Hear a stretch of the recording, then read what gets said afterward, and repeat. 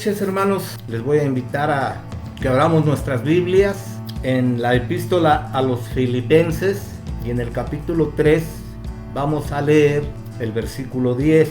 A fin de conocerle y el poder de su resurrección y la participación de sus padecimientos, llegando a ser semejante a él en su muerte. Lo repetimos. A fin de conocerle y el poder de su resurrección y la participación de sus padecimientos, llegando a ser semejante a él en su muerte. Pasaje duro. En verdad, ¿queremos conocer al Señor? ¿Lo queremos conocer en el poder de su resurrección? Amén. Yo creo que todos diríamos que sí. Cuando habla este pasaje de conocerlo, la Biblia muchas veces utiliza la analogía con el matrimonio y va más allá. Incluso si nos remontamos al Antiguo Testamento, hay una frase que utiliza al menos la versión Reina Valera, en donde habla acerca de los hombres de Dios y en general de todos los hombres, y cuando menciona que tienen relaciones íntimas en el matrimonio, menciona: y conoció Jacob a su esposa, o conoció a Abraham a Sara, su esposa. Entonces está relacionando ese conocer con algo íntimo, algo muy especial. En ese sentido también aquí lo expresa, porque el propósito de Dios en Cristo, de una manera personal y de una manera colectiva, porque al fin y al cabo ahora somos la novia del Cordero, la novia de Cristo, y estamos siendo probados si somos hallados dignos de casarnos un día con Él, cuando aquí en la tierra acabo las bodas del Cordero, la unión de Cristo con su iglesia, porque dice la palabra que Él es la cabeza de la iglesia, Él es el novio y la iglesia es la desposada. Entonces está hablando de una intimidad que involucra el poder de su resurrección. En la Biblia se hablan muchas veces de estas resurrecciones que hubo, porque una de las cosas que el Señor llevó a cabo en su ministerio fue resucitar a los muertos. Hubo varias resurrecciones. Al final casi de su ministerio fue la más notable, la de su amigo Lázaro. Y digo fue más notable porque aquí estaba ya involucrados intereses. Debido a esa resurrección, todo el grupo opositor, llamémosle como en contexto en la actualidad, el grupo de conservadores, que estaba totalmente en contra de Jesús, que había pugnas entre ellos, pero lo que los unía al final era el estar en contra de Jesús. Para estar en contra de Jesús hicieron a un lado sus pugnas y se unieron en contra de él. Fariseos, saduceos, herodianos, escribas, maestros de la ley, sacerdotes, todos estaban en contra de Jesús. Y cuando llevó a cabo la resurrección de Lázaro, fue algo muy notable. Todo el contexto nos pone mucho a pensar, incluso, vamos a decir así, nos invita un poquito a ponernos en los zapatos de las hermanas de Lázaro, María y Marta, porque mientras estaba enfermo el amigo, porque era muy amigo de Jesús, había un aprecio muy especial por esa familia y tal vez mucha identificación o mucha intimidad con Lázaro, porque es de las dos veces que se menciona que el Señor lloró, una de ellas es ahí, cuando Lázaro muere, y Jesús todavía alarga porque con antelación le fueron a anunciar que sus hermanas le pedían que fuera, porque su hermano estaba vivo todavía, pero enfermo, grave.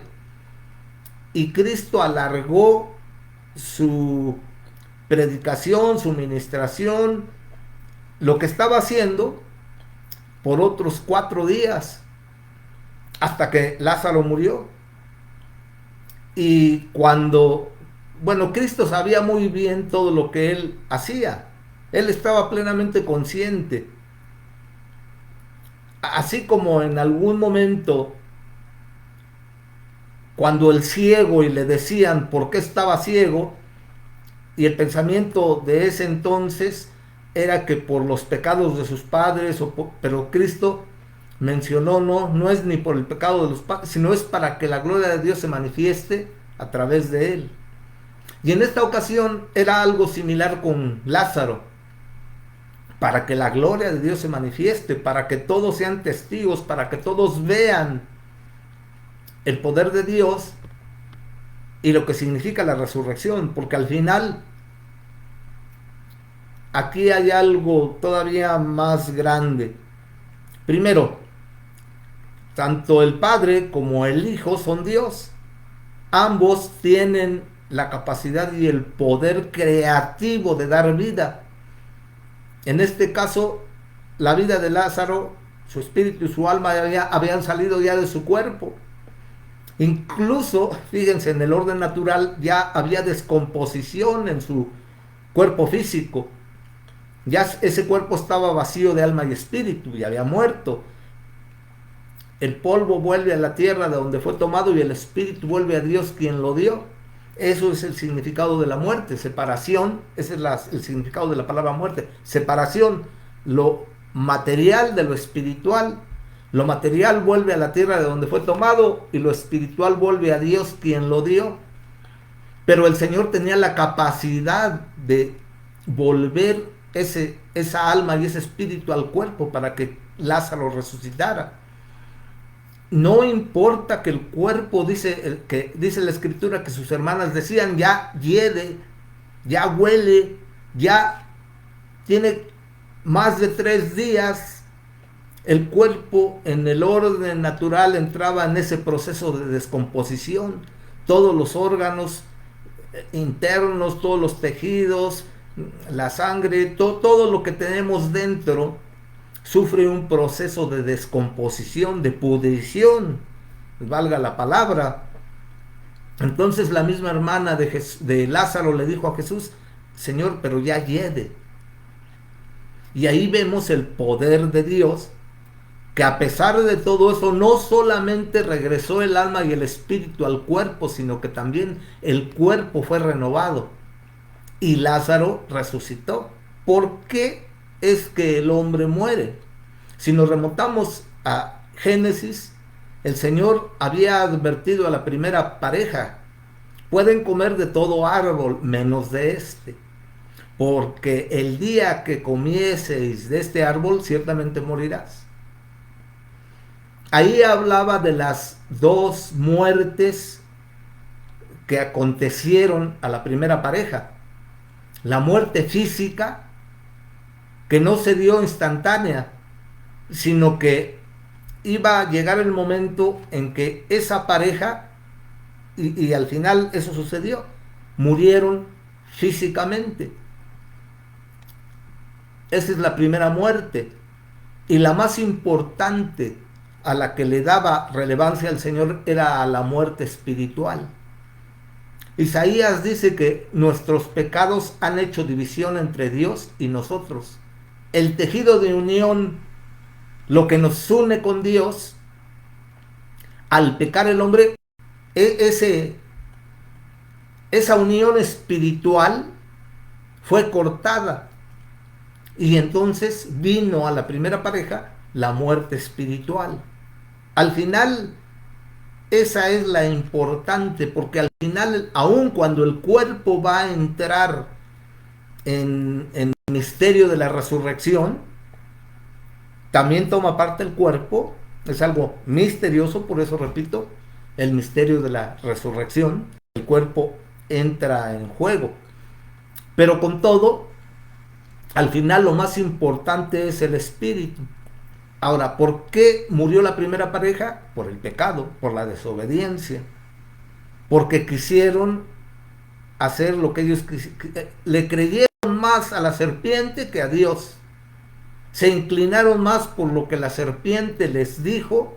Claro, fue engaño con la mujer, pero con el hombre pecó conscientemente. La mujer fue engañada, la mujer fue envuelta, la mujer fue seducida, pero el hombre conscientemente comió del fruto que la mujer le dio. Y en eso consistió precisamente el pecado. Entonces dice la escritura que el aguijón que causa la muerte es el pecado. El pecado es lo que causa la muerte. Todos los hombres un día vamos a morir porque heredamos de la primera pareja esa naturaleza caída. Y al final eso es lo que causa la muerte, la separación de lo físico con lo espiritual. Ahora, aquí enfatizo porque dice Apocalipsis que la muerte fue sorbida por victoria en Cristo. Como Cristo no pecó, no había un aguijón ante el cual el ángel de la muerte, el ángel destructor, pudiera reclamar el cuerpo de Cristo, porque no tenía poder sobre de él. La muerte no lo pudo contener. No había motivo, no había aguijón. Por eso es que Cristo tuvo que morir, porque cargó el pecado de nosotros en él. Eso fue lo que hizo que él muriera. Y tenía que cumplirse la justicia de Dios en él, muriendo. Por eso es que el Padre tuvo que rechazarlo. Por eso es que el Padre tuvo que voltear el rostro. Y Cristo en la cruz tuvo que clamar: Dios mío, ¿por qué me has abandonado? Pero tenía que cumplirse la justicia de Dios. Cristo asumió los pecados de toda la humanidad. Y de toda la humanidad, iba a decir de toda la creación. Más bien, la creación fue contaminada por el pecado. Pero Cristo asumió el pecado de la humanidad, fue cargado en él. Y con la sangre que él derramó y con el sacrificio, o que él se entregó completamente como sacrificio absoluto, completo, también ese sacrificio al final va a limpiar la creación. La palabra de Dios dice en Romanos que la creación gime a una esperando la manifestación de los hijos de Dios. Son otra cosa misteriosa ahí. Yo quisiera tratar de entender que ahí Dios nos está incluyendo para la obra de redención o de limpieza de la creación, porque dice que la creación gime a una. La creación fue contaminada por el pecado original en los cielos, allá con Satanás. Aquí en el mundo, aquí en la tierra, el pecado de la primera pareja. Pero en toda la creación, el pecado original en los cielos con Satanás manchó a esa creación. Pero el sacrificio de Cristo no solamente obra la limpieza, la purificación de la humanidad, sino también la limpieza y la purificación de la creación. Y ahí, al parecer, vamos nosotros a entrar en juego. La creación gime a una esperando la manifestación de los hijos de Dios. Lo dejamos ahí porque es profundo, pero es un misterio, pero al menos eso nos dice la palabra. Pero al final, regresando, el poder de su resurrección a fin de conocerle, y el poder de su resurrección, porque ese poder con el que el Padre lo resucitó de los muertos es el mismo poder que está en medio de su iglesia. Eso nos dice la palabra. Es de lo que la iglesia echa mano, de ese poder de la resurrección. Dios ya ha dado en Cristo la provisión para que el hombre no se pierda. Dios no quiere que nadie se pierda, sino que todos procedan al arrepentimiento. Pero hay reglas, hay condiciones, hay requisitos, hay cosas establecidas por Dios. Él ya dio la solución al problema del hombre. Y Él quiere que lo conozcamos en intimidad, en profundidad y en el poder de su resurrección. La muerte no lo pudo contener. Cristo nos habla de que Él decidió, estando en los cielos, venir y hacerse hombre para darle la solución al problema de la humanidad. Y el Verbo se hizo carne y habitó entre nosotros y vimos su gloria, gloria como del unigénito del Padre, lleno de gracia y de verdad. Él decidió venir, Él decidió sufrir, Él decidió tomar la forma de hombre para cumplir con la justicia de Dios. Todo pecado trae consecuencias. La paga del pecado es muerte. Está establecido, son principios establecidos por el mismo Dios. Y Él mismo tuvo que enviar a su Hijo. Ahora, lo envió, pero con la aceptación del Hijo. El Hijo, estando allá en su lugar de gloria, decidió venir a esta tierra y hacerse hombre, con un sinnúmero de motivos y propósitos, pero lo hizo. Ahora, Él mismo dice más adelante, tengo el poder de perder mi alma y volverla a tomar. Él sabía que la muerte no tenía poder sobre de Él, porque no había pecado, porque no tenemos un sumo sacerdote que no pueda compadecerse de nuestras necesidades, porque fue tentado en todo, como nosotros, pero sin pecado. Si Él hubiese cometido cualquier atisbo de falta, de falla, de pecado, no hubiera podido resucitar. Por eso es que la muerte no tuvo poder sobre de Él. Él pudo llevar en Él la carga del pecado de toda la humanidad, ofrecer su sangre como propiciación por ese pecado, entregar su vida y tener el poder para volverla a tomar. En ese poder de la resurrección. Por eso es que Él nos aconseja constantemente a seguir su ejemplo. Aprended de mí que soy manso y humilde de corazón, y hallaréis descanso para nuestras almas.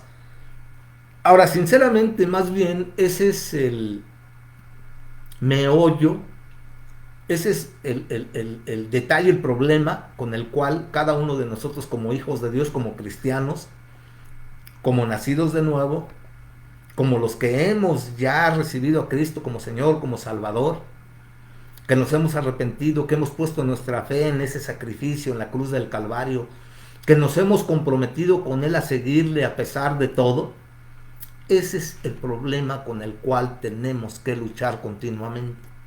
Porque el plan de Dios es hacer una obra de regeneración en nosotros, de tal manera que Él hace o busca el meollo de ese proceso es que muramos y empiece a nacer en nosotros, a formar en nosotros el carácter de su Hijo. El esquema pues ahí está puesto en Pablo. Pablo era Saulo de Tarso, era conocido cuando perseguía a los cristianos. Después de que tuvo ese encuentro camino a Damasco con el Señor y se convirtió, nació de nuevo, se arrepintió de sus pecados, por fe aceptó a Cristo, nació de nuevo y ahora se le conoce como Pablo de Tarso. Y entonces Dios empezó con él un proceso de regeneración, a tal grado que Pablo decía, ya no vivo yo, mas Cristo vive en mí. Y ese es el proceso de regeneración que Dios quiere hacer con nosotros. Él perdona. Cuando nosotros abrimos nuestro corazón, nos humillamos y reconocemos por fe a Cristo y su obra en la cruz, el Espíritu Santo empieza a trabajar con nosotros. la obra del Espíritu Santo, además de santificar, que es la esencial su obra, también es redarguir de pecado, nos hace conscientes de nuestra necesidad espiritual, nos hace reconocer que hemos fallado, nos hace reconocer que hemos pecado contra Dios, porque pecado es toda transgresión a la ley de Dios, y nosotros hemos transgredido esa ley y hemos pecado contra Dios. Reconocemos que hemos sido pecadores, nos arrepentimos, por fe aceptamos el sacrificio de Cristo que toma nuestro lugar, invitamos a que Él entre a nuestro corazón, sea nuestro Señor, sea nuestro Salvador. Esa sangre derramada en la cruz del Calvario nos limpia de todo pecado, y entonces nos comprometemos a seguirlo. Nacemos a partir de ahí a una nueva vida, ahora bajo los principios de Dios, y empieza ese proceso de regeneración en el cual Dios va a ir sustituyendo cada aspecto nuestro y va a ir sembrando la semilla de su Hijo, sobre todo el carácter de su Hijo, porque el propósito es ese, hasta que todos lleguemos a la estatura del varón perfecto. El que comenzó en vosotros la obra la perfeccionará hasta el día de Jesucristo. Dios está trabajando con nosotros continuamente hasta que Él venga, hasta que muramos, hasta que Él nos llame a su presencia. Porque si bien cuando nos arrepentimos y lo aceptamos como Señor, como Salvador, y le pedimos perdón, Él nos limpia de todos esos pecados crudos, todos esos pecados que cometíamos por ignorancia, por conveniencia, por egoísmo, por orgullo, por lo que ustedes quieran. Y ahí decidimos quitar todo eso que formaba parte de nuestra antigua vida, de nuestra antigua naturaleza, y ahora nacemos ahora a una nueva vida. Pero la naturaleza caída sigue estando en nosotros. Y otro aspecto con el cual sé que usted y yo tenemos que luchar continuamente es con el temperamento que heredamos. En pocas palabras, seguimos luchando con nuestro carácter.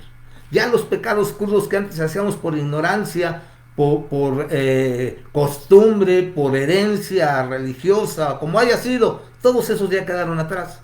Ahora, donde va a trabajar Dios es en nuestro carácter. Y tenemos una lucha continua, porque surge el yo, surge las características del viejo hombre, y tenemos que luchar contra todo eso. Por eso es que no en balde el Señor nos dice, no dejando de congregaros como muchos tienen por costumbre, porque es en la iglesia, porque es en la comunión con los hermanos y en la vida diaria, que enfrentamos esta naturaleza caída, esta inclinación, este temperamento, este carácter heredado. Tenemos que luchar continuamente con todo eso. Por eso el Señor nos dice, a fin de conocerle íntimamente, profundamente, tener una comunión con Él, y en el poder de su resurrección. Porque ese poder está a nuestra disposición, pero tenemos que luchar. Solo te pido, le decía Dios a Josué, que te esfuerces y seas valiente, no temas ni desmayes, porque Jehová tu Dios estará contigo donde quiera que tú vayas. Nunca se apartará de tu boca este libro de la ley, sino que de día y de noche meditarás en él, para que hagas conforme a todo lo que está escrito, porque entonces harás prosperar tu camino y todo te irá bien. Todo eso es para nosotros, es para cada uno de nosotros. Estamos dentro de ese proceso. Este proceso no va a terminar hasta que el Señor nos llame a su presencia, o hasta que Él venga y nos lleve en el rapto, si seguimos siendo fieles. Por eso todo esto, por eso es que estamos continuamente invitándoles, exhortándoles a que cultiven su vida, a que mantengan su relación con Dios, que esto que hacemos es un vínculo a través del cual contribuye a eso, a conocerle y avanzar más, y que lo conozcamos en el poder de su resurrección. Tiene como propósito todo eso. Usted sigue teniendo luchas. Mientras estemos en este mundo, va a haber luchas, va a haber problemas. Dios promete bendiciones, también promete bendiciones, pero las luchas y los problemas y las situaciones difíciles van a seguir toda su vida. Así que si Usted oye que en otros lugares se predica sobre el éxito, sobre los movimientos de fe, el movimiento apostólico, profético y la doctrina de la prosperidad. Tenga cuidado con todo eso, porque siendo cosas que la Biblia dice, a veces son tratadas extrabíblicamente, no dentro del espíritu de la palabra, no dentro de la ortodoxia de la palabra. Sí, Dios nos habla de bendición, sí nos habla de prosperidad, de éxito, de fe, es más, creemos en los dones de ministerio de Efesios 4, apóstoles, profetas, evangelistas, pastores, maestros, creemos en todo eso. En lo que no creemos es en el trato que le dan, que se salen de la línea, del contexto, del espíritu de la palabra. Siendo todo eso bíblico, cuando se trata de una manera exclusiva y se le da relevancia, por ejemplo, a la doctrina de la prosperidad, ya caímos en error. Porque Dios quiere que veamos su palabra, su mensaje, su doctrina de una manera integral. El apóstol Pablo decía, porque no me propuse entre vosotros predicar a Jesucristo y a este crucificado. Ese es el centro de nuestro mensaje. No la prosperidad, no el éxito, no las palabras de fe, ni las declaracionitis y un sinnúmero de cosas que se venden como panacea, como sustituto incluso de muchas cosas, ¿no? Como por ejemplo, a veces en las cosas espirituales hay veces que Satanás es tan astuto que pone en moda, que pone en boga cosas. En algún tiempo puso en boga, en moda, la liberación. Creemos en la liberación. Una tercera parte del ministerio de Cristo fue dirigido hacia eso. Pero se le da tanto énfasis a la liberación y se estableció en el momento que se puso de moda como una panacea al arrepentimiento, a la fe, a la búsqueda y humillarse ante Cristo y tomar la cruz y seguir, quedó a un lado. Todo se enfocaba a la liberación. Un tipo, T.B. Joshua, con todas sus desviaciones de ese hombre, casi era la contraparte de la Iglesia Universal con el fetichismo. T.B. Joshua manejaba también todo eso. Y casi la mayoría de sus cultos, todo eso iba dirigido a la liberación. Y creemos en eso, pero eso no es la panacea. Nosotros, bueno, al menos nuestra corriente no es desconocer eso y estar preparados si es necesario. Pero nosotros enfatizamos más que la persona sea autoliberada con su unión con Cristo, con que Él abra su corazón y empiece a practicar los principios y a humillarse y a todo lo que Dios nos dice. Cuando entra la luz, se disipan las tinieblas. Entonces puede haber autoliberación y la persona puede autoliberarse. Si es necesario la ayuda de un grupo de hermanos que oren, todo, intercedan, de acuerdo. Pero buscar que no seamos nosotros los protagonistas, sino que sea Cristo el protagonista y que la persona, unida a su fe, unida a su compromiso con Dios y con Cristo, que pida, que busque, que invite, que abra su corazón, que sea Cristo el que venga y que disipe las tinieblas, porque cuando Cristo viene los demonios huyen. Y entonces, si la persona aprende eso, va a tener más compromiso con el Señor y va a estar más tomado del Señor, porque sabe que si se separa del Señor, el enemigo vuelve. Son sacados espíritus, pero dicen que viendo que está el lugar barrido, llama a otros 7 peores y el estado del que estaba endemoniado es peor si se suelta de la mano del Señor. Porque el propósito es que se vuelva dependiente no de un grupo que ora y intercede y libera, que eso es válido, pues, pero hasta cierto punto, porque lo principal es que Él se ha liberado por Cristo y confíe en Cristo y se le dé la honra y la gloria a Cristo. Y que dependa de Cristo, no de una persona, no de un grupo, no de una iglesia, sino que de Cristo. A pesar de que la iglesia puede hacer esas labores, pero en lo personal yo mejor enfatizo eso, ¿no? Siempre buscar que la luz venga y sea la que disipe las tinieblas, a fin de conocerle y el poder de su resurrección. Y aquí viene lo más importante, lo que tendemos a desdeñar, y la participación de sus padecimientos, llegando a ser semejante a él en su muerte.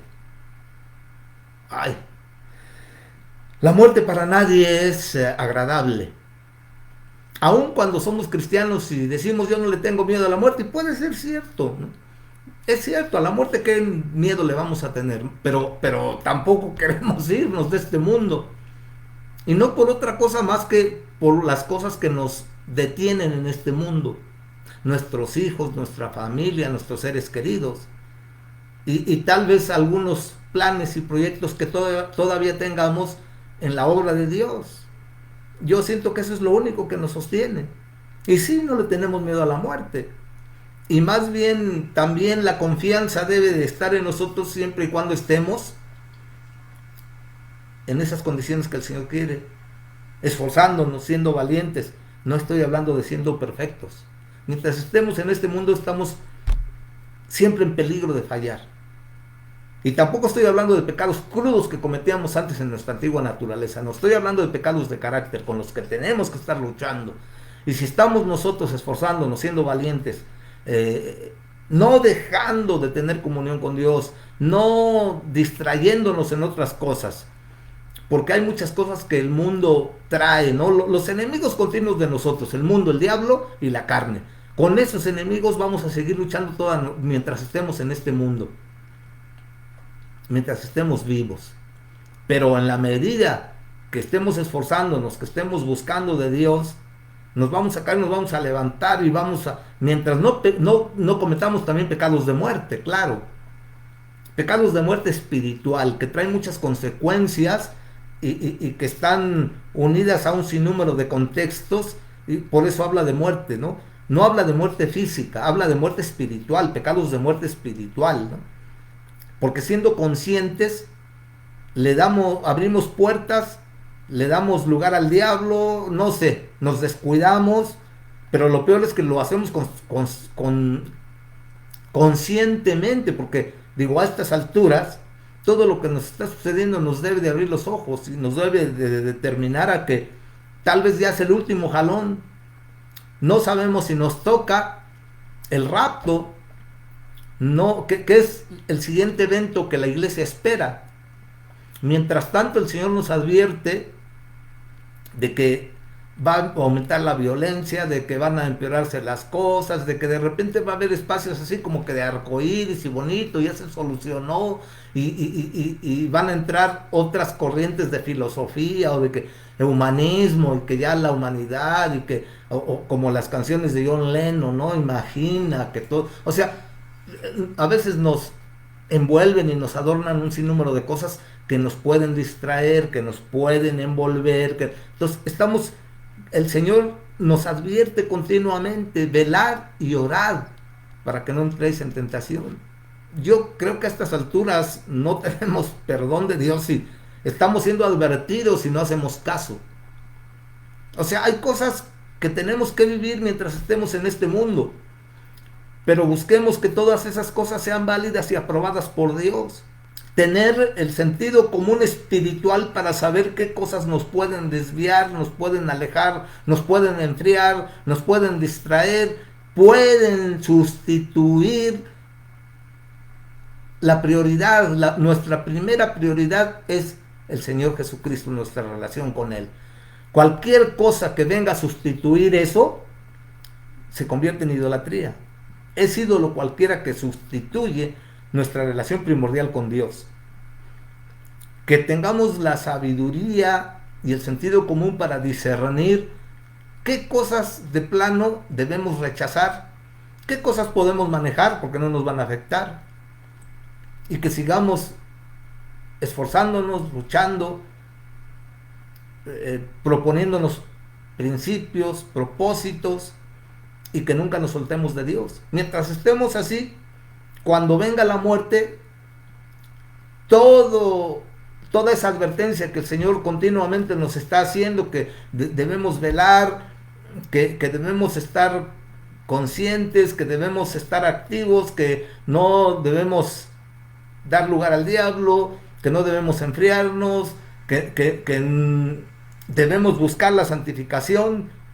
O sea, todo eso, mientras lo tengamos presente, estamos abiertos para que el Espíritu Santo obre en nosotros. Usted preocúpese cuando usted ya no sienta nada. Cuando peca y no siente nada, entonces preocúpese. Pero si a veces se siente mal, se siente triste porque pecó, dele gloria a Dios. Porque dice la palabra que muchas veces viene tristeza a nuestra vida.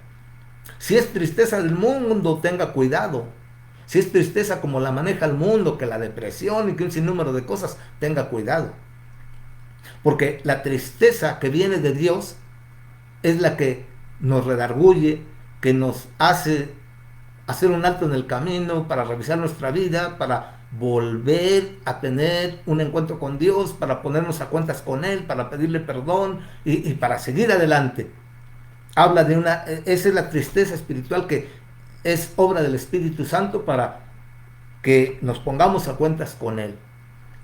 Cuando la tristeza viene de otro lado, cuando le hemos dado pie a otras cosas, cuando le damos pie que nos lleva a depresión y a posesión y a un sinnúmero de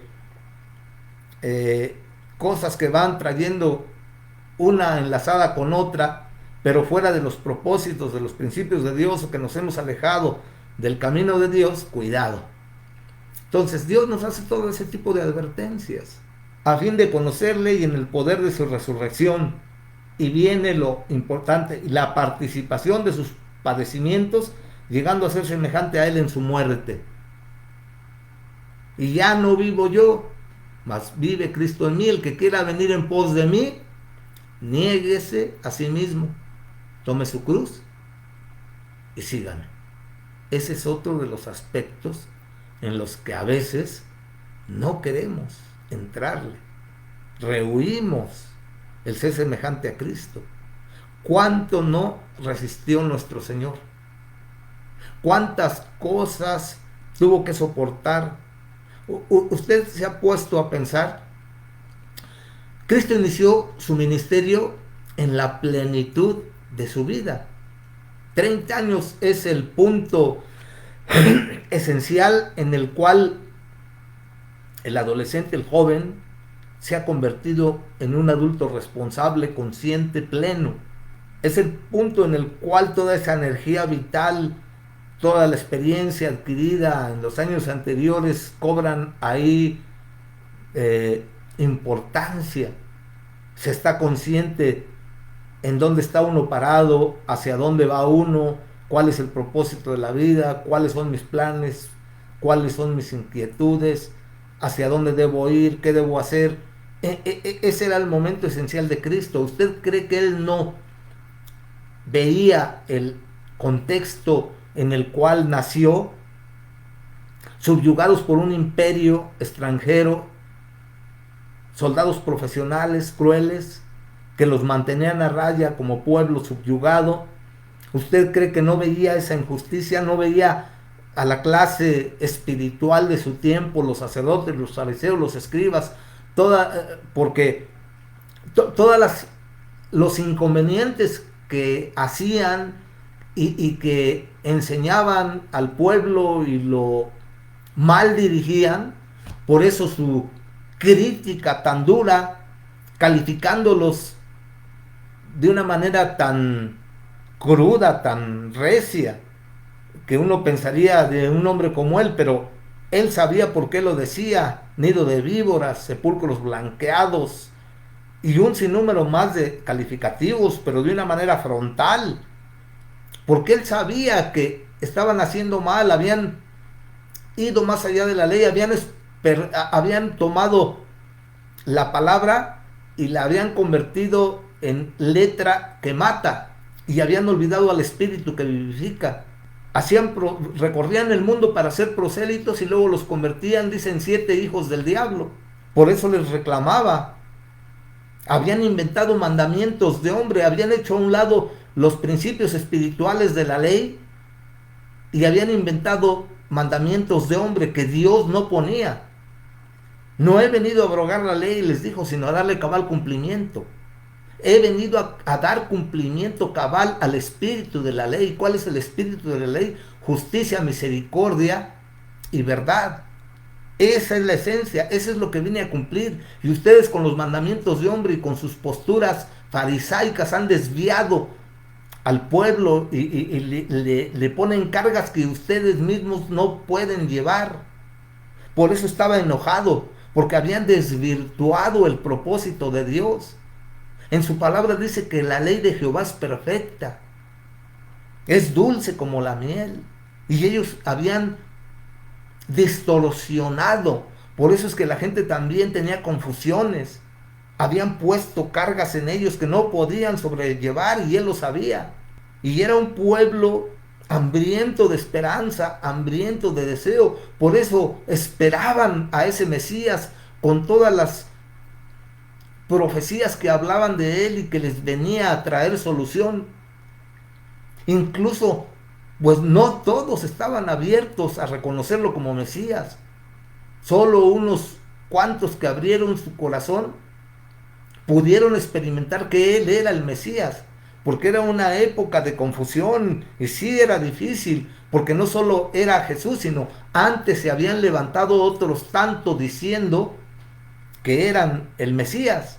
Incluso más adelante, después de la muerte del Señor, en el año 70, cuando destruyeron el segundo templo, hubo también una rebelión y hubo un líder al cual un sacerdote lo reconoció como Mesías, porque ese sí, bueno, levantó una rebelión contra el Imperio Romano y lograron grandes victorias y hazañas tremendas, pero posterior a eso hubo una matanza del Imperio Romano y trajeron, porque con todo, Palestina estaba compuesto de un grupo de judíos, digámoslo así, pequeño en comparación con la demás población, pero ese grupo pequeño les hizo ver la suerte. Tuvieron que llamar a soldados más experimentados, todos los escuadrones, legiones de soldados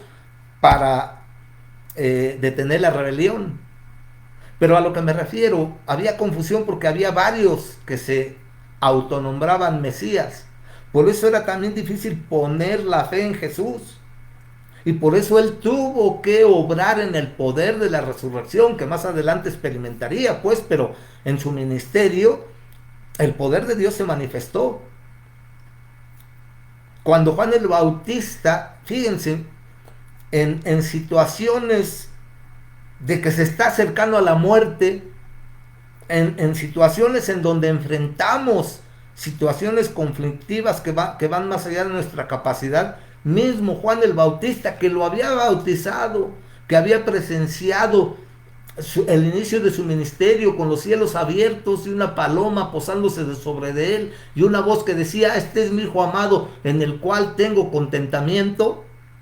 Él, que tenía clara la profecía en Isaías que hablaba de él, que él le iba a abrir camino, Juan el Bautista, que fue su pariente, que era su primo, que lo reconoció, encarcelado ya cercano a que lo decapitaran, dudó si él era el Mesías y mandó a alguien para asegurarse de que sí él era el que tenía que venir.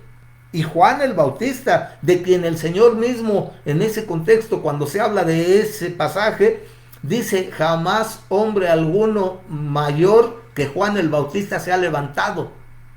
Ni siquiera los profetas. Juan el Bautista era el mayor, pero dijo: cualquiera de ustedes es mayor que Juan el Bautista. O sea, Juan el Bautista, con esa estatura espiritual, que de hecho nació y vivió para cumplir su misión. Y su ministerio duró tal vez 6 meses, que era el tiempo que se llevaba con Jesús, y fue el tiempo que tal vez duró su ministerio. Para eso nació y para eso murió. Pero con todo el tamaño espiritual de Juan el Bautista, dudó cuando estaba cercano a enfrentar la muerte. Si todos estos hombres de fe tuvieron que pasar por todas esas pruebas, ¿qué será de nosotros? A fin de conocerle y en el poder de su resurrección y la participación de sus padecimientos, llegando a ser semejante a él en su muerte. Cristo fue fiel hasta su muerte. ¿Usted cree que él no tuvo un sinnúmero de tentaciones? ¿No le decía Satanás a través del ladrón, si eres hijo de Dios, manda a tus ángeles? ¿Y usted cree que con el dolor de los clavos, con los padecimientos de la cruz, que es una de las muertes más dolorosas, es uno de los tormentos más crueles inventados por el hombre, en medio de eso, usted, en medio del dolor, usted cree que él no sintió la tentación en verdad de llamar a los ángeles para que vinieran a auxiliarlo y que lo desviaran del propósito con el cual había venido? Claro que todo tuvo eso, hasta el último fin de sus días, de su existencia, de su respiración, él tuvo tentación, pero fue victorioso, salió adelante. Y un sinnúmero de ocasiones, cuando veía que él prodigaba amor, atención, lo primero que hacía al levantarse era orar para pedir la dirección del Padre para todos los eventos que iba a llevar a cabo en el día. Cuando ministraba a la gente y les predicaba la palabra, y así dice que venían enfermos y endemoniados y a todos los sanaba y a todos les daba una atención personal, y hasta que ministraba al último y después de estar tal vez agotado por horas ministrando, se iba solo a orar, a tener comunión con el Padre. ¿Usted cree que no le dolía cuando aquellos que él había salvado, aquellos que él había sanado, aquellos que habían resucitado, al final muchos de ellos gritaban crucifícale? Todos aquellos que habían recibido bendición ahora respondían con maldición hacia él. ¿Usted cree que no se podía haber desanimado? Muchas veces estaba triste. Los mismos cercanos a él en su hora de agonía no lo dejaron solo y se pusieron a dormir, a roncar. ¿Usted cree que no se sintió solo ahí en Getsemaní? Grandes gotas de sudor, de sangre, dice que la palabra, que de su cabeza salían en su agonía, a pesar de que poquito antes había con los más cercanos, con Pedro, con Jacobo y con Juan, los había llevado al monte de la transfiguración y se le había aparecido Elías y Moisés y etcétera, una escena de gloria. A pesar de todo eso, se dirigió a su destino. Él sabía que tenía que morir. Muchas veces en su ministerio hizo un alto en el camino y les comunicó a sus cercanos, a todos los apóstoles, que tenía que ir a Jerusalén y sufrir y ser encarcelado y golpeado, y los ancianos rechazarlo, etcétera, etcétera. Nunca le hicieron caso, ni siquiera la última vez. Ellos estaban en los suyos, estaban peleando por quién iba a ser, ocupar los primeros lugares con él, porque creían en sus expectativas que él iba a ser el Mesías triunfador. Digo que lo es, pero en esta ocasión nunca captaron el plan de Dios, porque, vamos a decirlo así, son dos venidas. La primera para ofrecer su vida en sacrificio, y la segunda va a ver el Mesías sufriente, y la segunda va a ser como el Mesías triunfante, en donde va a poner a sus enemigos debajo de sus pies. Pero nunca lo captaron, y fue hasta que resucitó que los encontró a algunos camino a Emaús, y a otros todavía afortunadamente ahí en el cenáculo, y se les apareció por 40 días a varios, y fue que lo conocieron en el poder de su resurrección, que entonces se volvieron a agrupar, y entonces comprendieron en aquel pasaje de Juan 10, entre el 10 y el 18, que habla acerca de la venida del Espíritu Santo, os conviene que yo me vaya. No lo entendían cuando se los decía. Les conviene que yo me vaya porque entonces mi Padre enviará el Espíritu Santo, Él los guiará toda verdad, Él les recordará lo que yo les dije, Él será el ayudador, el paracleto, estará con ustedes. Y así fue. Pero no fue hasta que resucitó y hasta que se volvió a aparecer y hasta que les comunicó que otra vez se volvieron a unir y volvieron a retomar el propósito. Porque el propósito esencial con su muerte en la cruz estaba cumplido, pero ahora se necesitaba predicar el Evangelio. Y que toda la humanidad echara mano de ese sacrificio que sigue vigente. Que si alguien que está oyendo y que no ha recibido a Cristo como Salvador, que no ha arreglado su vida, ahí está ese sacrificio todavía vigente. Ese es el propósito de Dios. Dios no quiere que nadie se pierda, sino que todos procedan al arrepentimiento. Hoy es el tiempo aceptable, hoy es el día de salud. Deje el impío su camino y el hombre inicuo sus pensamientos y vuelva hacia Dios, el cual será amplio en perdonar. El que viene a mí, yo no le echo fuera, dice el Señor. Estamos viviendo tiempos especiales en los cuales Dios está, así como en estos días se hizo un simulacro. Esta pandemia es un simulacro. Es como que un atisbo de lo que va a venir en la gran tribulación. Usted no se imagina todo lo que va a venir en la gran tribulación. Sí es cierto, es una segunda oportunidad la gran tribulación, sí, pero a costa de su muerte, y quién sabe si muchos resistan. No se espere a esa segunda oportunidad. Digo, si es que le toca, porque tenemos un Dios soberano, dueño de la vida, dueño de la creación. En cualquier momento Él nos llama a su presencia. ¿Está usted preparado? La palabra de Dios continuamente nos está diciendo, desde los tiempos del apóstol Pablo, esa generación creía que la venida del Señor iba a suceder cuando ellos estaban vivos. Por eso ve usted, Pablo fue dinámico en su ministerio, pero siempre buscando que la gente estuviese preparada, porque él creía que a él le iba a tocar en su generación ver al Señor, ver el regreso del Señor, que es lo que está esperando la iglesia, pues. Pero desde ese tiempo, las advertencias, las exhortaciones van en ese sentido. Sea que venga en este momento, decía Pablo, o sea que más adelante, porque Dios no está sujeto a tiempo, pero que estén preparados. Si desde ese tiempo nos advierte la palabra, es para que nosotros también estemos preparados. No tendríamos perdón de Dios si con tanta antelación y con tanta insistencia la palabra nos dice que estemos preparados. Porque en cualquier momento Él viene o Él nos llama a su presencia. Porque dice la Escritura que su venida va a ser como ladrón en la noche, o sea, no va a avisar. En cualquier momento Él puede llevar a cabo su obra. Ya sea que Él venga o sea que nos llame a su presencia. ¿Estás preparado? Hay un coro que se cantaba antes, ya lo hemos dejado de cantar, pero se repite en cada generación. Si en esta noche viniera el Señor, ¿cuál es la excusa que vas a poner? No tienes excusa, no tienes perdón y no tienes francas las puertas de Sión. En cualquier momento, ya sea que venga o te llame a su presencia, Él te está dando la oportunidad de estar preparado, de estar luchando, de esforzarte y ser valiente.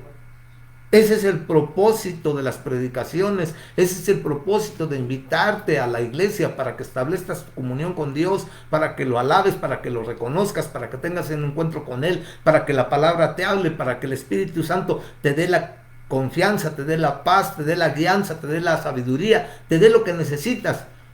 No puedes perderte porque Cristo para eso vino. Precisamente eso es lo que el Señor va a reclamar a la humanidad. Yo envié a mi Hijo para dar solución a los problemas de la humanidad. Y abrí iglesias.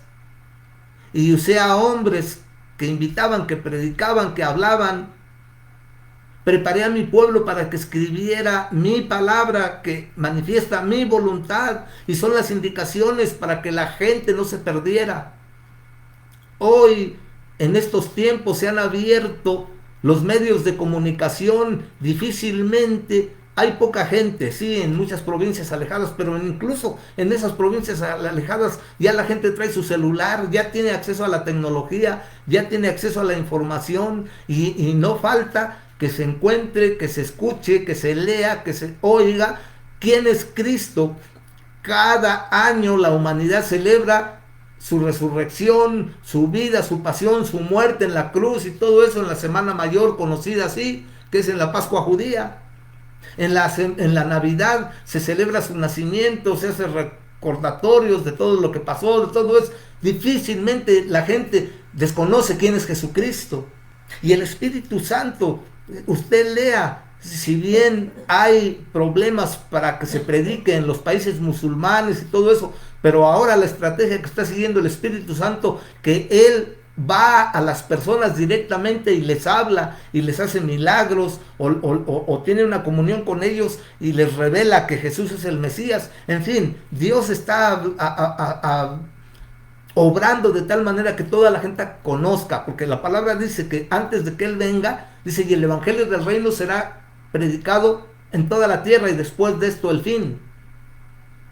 O sea, por todos los medios, Dios va a seguir levantando misioneros, Dios va a proveer medios radiofónicos, películas, internet, medios de comunicación, lo que sea. La gente va a saber quién es Jesús. Si la gente no quiere. O sea, Dios no envía a nadie al infierno. La gente escoge ir al infierno. La obra de Dios es proveerles el sacrificio de su Hijo para que eviten ir a ese lugar de eterno sufrimiento. Cristo lo mencionó, donde el fuego no se apaga y el gusano no muere, un lugar de eterno tormento. Nada que los testigos y otras sectas dicen que no existe el infierno, no es de eterno tormento, sino es para destrucción de los malos. No es cierto. Cristo lo estableció, un lugar de eterno tormento, y Cristo no puede mentir. Eso es lo que dice la Escritura. El hombre no va a tener excusa cuando llegue a la presencia de Dios. Lo primero que el Padre le va a decir a cada uno de los hombres que lleguen a su presencia es: ¿qué hiciste con el sacrificio de mi Hijo? Y eso va a determinar a qué lugar vamos a ir. Al cielo a gozar ya del Señor, o al infierno a sufrir ya eternamente. A fin de conocerle y el poder de su resurrección y la participación de sus padecimientos, llegando a ser semejante a Él en su muerte.